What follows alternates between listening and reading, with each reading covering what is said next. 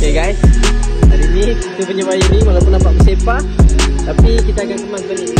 Minggu ke 14 sekarang kan? Minggu ke 14. Bismillah, bismillah.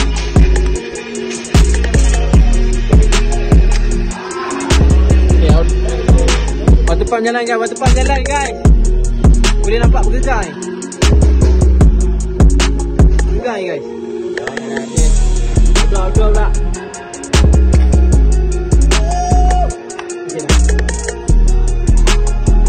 Okay, saja. Dan boys. Let's go.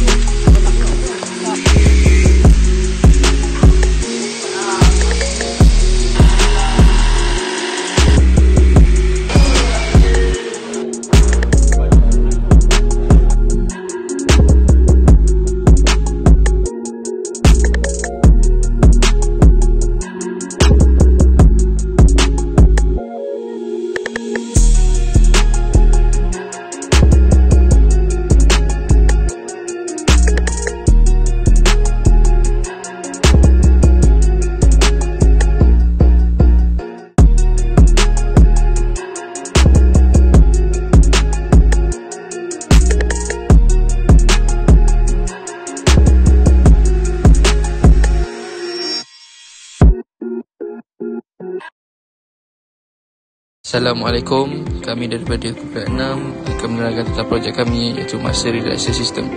Kami menggunakan Airwell untuk setting cut in cut off. Kami menggunakan Swiss button. Kami menggunakan water pump dan takungan air untuk menakung air. Seterusnya, kami menggunakan outdoor dan heat exchanger, tube in tube. Pada heat exchanger akan berlaku pertukaran suhu daripada air ke gas. Kami menyambungkan heat exchanger ke outdoor untuk mendapatkan bahan pendingin lalu ke dalam heat exchanger. Pertama sekali, bahagian sini akan berlakunya air masuk dan gas masuk.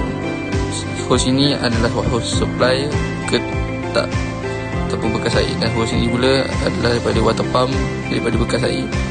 Hose ini akan keluar salurkan air sejuk, dan hose ini akan sedut air turun ke heat exchanger. Saja daripada kami. Assalamualaikum. Okey, aku nak tanya kau. Projek ni bagus tak untuk para atlet?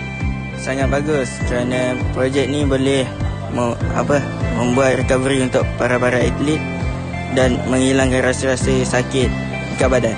Okay. Soalan kedua, apa kau rasa penambahbaikan yang perlu ada kat projek ni? Projek ni boleh dikecilkan dan dikemaskan lagi untuk masa akan datang. Okey, terima kasih.